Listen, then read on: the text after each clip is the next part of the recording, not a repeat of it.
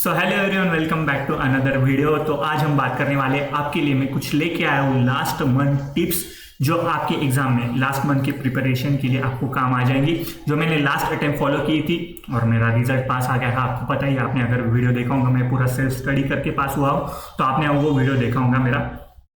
तो चलो कुछ टिप्स आपके लिए जो आपको फॉलो करनी चाहिए और उससे आपको आराम से हेल्प होगी। तो देखो, आपका जो भी नया कंसेप्ट है, जो भी आप पढ़ रहे हैं, उसमें से कोई कंसेप्ट बाकी है आपका, तो प्लीज मेरी रिक्वेस्ट है आपसे कि 10 अक्टूबर तक आप पूरा वो कंसेप्ट खत्म कर लो, पूरा वो चैप्टर खत्म कर लो।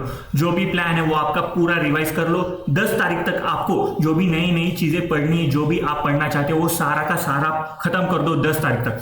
10 तारीख के बाद मेरे से वादा करो, 10 तारीख के बाद आप कोई भी नया कंसेप्ट नहीं पढ़ोगे, क्योंकि आप नया कंसेप्ट पढ़ोगे वो पढ़ने के लिए आपको वो बार बार पढ़ना पड़ेगा। पर अगर आपने 10 तारीख तक वो पूरा कंसेप्ट खत्म कर लिया तो आपको रिवाइज करने के लिए ज्यादा टाइम मिलेगा। तो 10 तारीख के बाद मत करो कि ऐसा न्यू कंसेप्ट है और इंपॉर्टेंट है।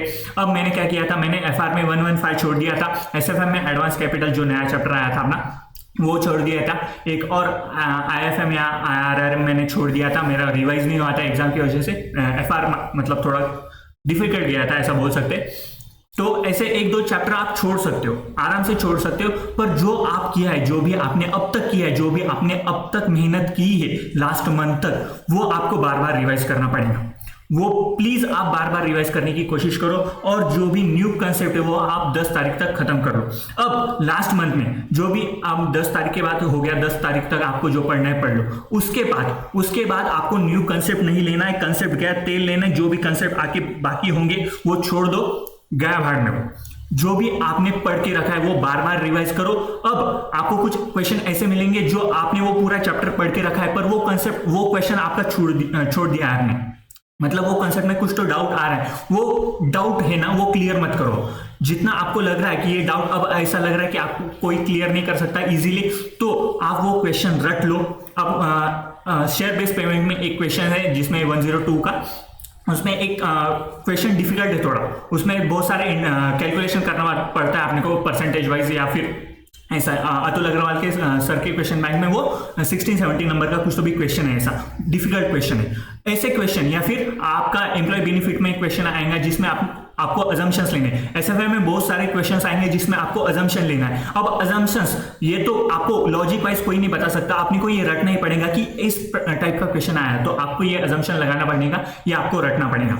ऑडिट में भी अब समझ गया आपका कंसेप्ट वाइज, आप समझ सकते हो। कोई भी कोई भी स्टैंडर्ड आपका स्टैंडर्ड ऑफ ऑडिटिंग या कोई भी स्टैंडर्ड आप रहो, तो वो कंसेप्ट समझने का अब टाइम गया है। जितने भी क्वेश्चन बैंक में क्वेश्चन देके रखे वो रट लो। अगर कोई बोल रहा होगा, मैंने लास्ट वीडियो में बताया था कि आप क्वेश्चन बैंक का रट्टा मार लो, क्वेश्चन बैंक से आपके मैक्सिमम क्वेश्चन कवर हो जाएंगे। और आपको अगर लग रहा होगा कि लास्ट जो अटेम्प्ट हुआ था ऑडिट का, तो उसमें रिपीटेटेड क्वेश्चन नहीं आए क्वेश्चन बैंक से अपने, तो आप एक बार क्वेश्चन पढ़ लो। वो सजेस्टेड आंसर रिलीज कर दिया ऐसे ने, तो उधर से भी आप पढ़ सकते हो वो सजेस्टेड आंसर।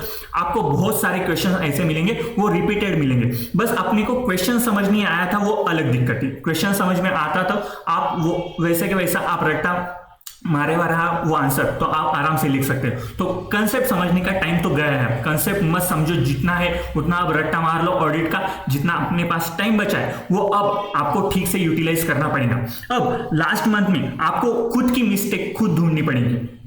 आप टेस्ट सीरीज लगाओगे, टेस्ट सीरीज लगाने के बाद वो खुद चेक करके देते हैं आपने को, 4-5 दिन लेते चेक करके देंगे, और वो चेक करने के बाद वो अपने ऐसे ही मेल में पड़ा हुआ रहता है वो, या फिर वो आंसर शीट रहता है, आपने अगर ऑफलाइन लगाई होंगी तो वैसे ही बैग में पड़ा हुआ रहता है। अपने को अपनी गलतियां पता ही नहीं होती लास्ट मंथ तक, पर आपको अब आपकी गलतियां आपको समझ लेनी पड़ेंगी।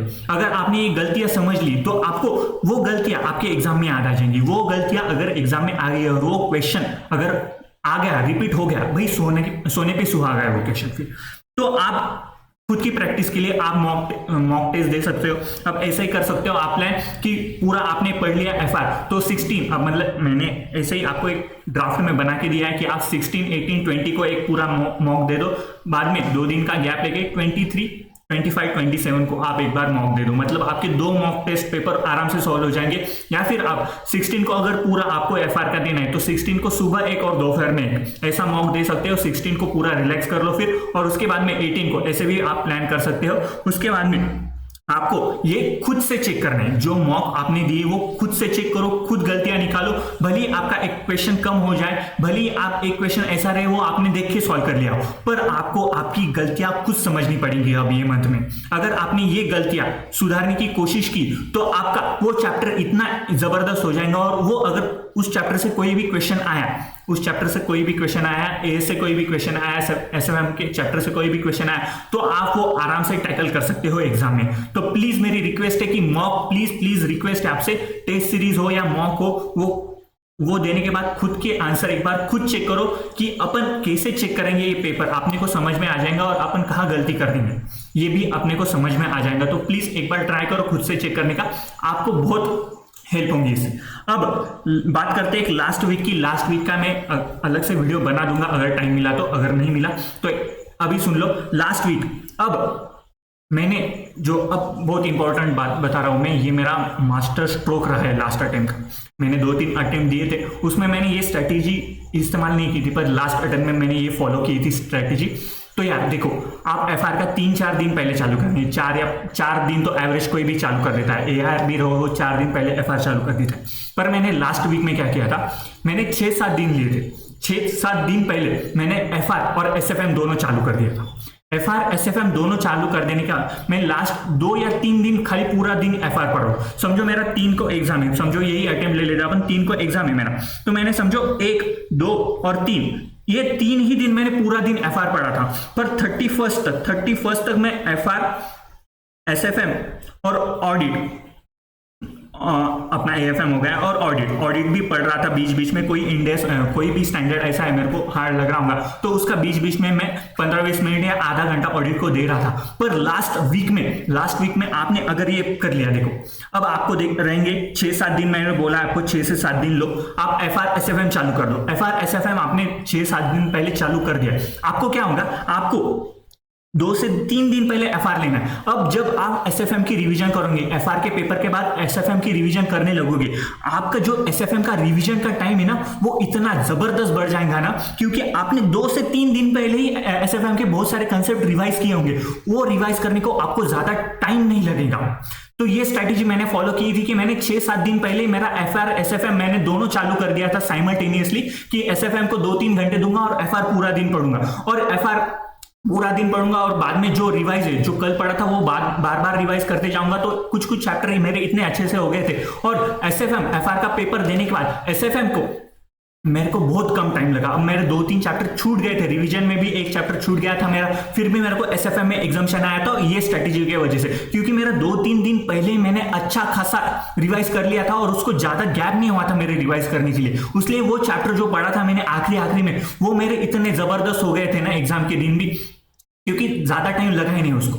तो आप ये फॉलो कर सकते हो आराम से। अगर आपका पूरा प्लान रेडी होगा कि आप 4-5 दिन दोगे एफआर के लिए, तो आप ये भी ट्राई कर सकते हो। 6-7 दिन दो, 6-7 दिन आराम से दे दो आप एफआर एसएम दोनों के लिए, दोनों साइमल्टेनियसली चालू करो। आखिरी के 2-3 दिन एफआर के लिए दो, 2 दिन भी काफी, 2 दिन और एग्जाम का दिन, मतलब आपको 2.5 दिन मिल जाता है, तो उस दिन आप पूरा एफआर पढ़ सकते हो। पर आपके जो एसएफएम आपने 3 दिन पहले रिवाइज किया था ना, वो एफआर के एग्जाम के बाद आपका बहुत कम समय में रिवाइज हो जाएगा। तो आप ये स्ट्रेटेजी फॉलो कर सकते हो। तो प्लीज ये आप कुछ टिप्स मेरे तरफ से आपके लिए कुछ हेल्प हो जाएंगी इससे। तो लाइक कर देना वीडियो, आपको अच्छी लगी तो लाइक कर देना, और please mock test paper solve करके देखना। तो मिलते हैं नेक्स्ट वीडियो में। Thank you so much guys.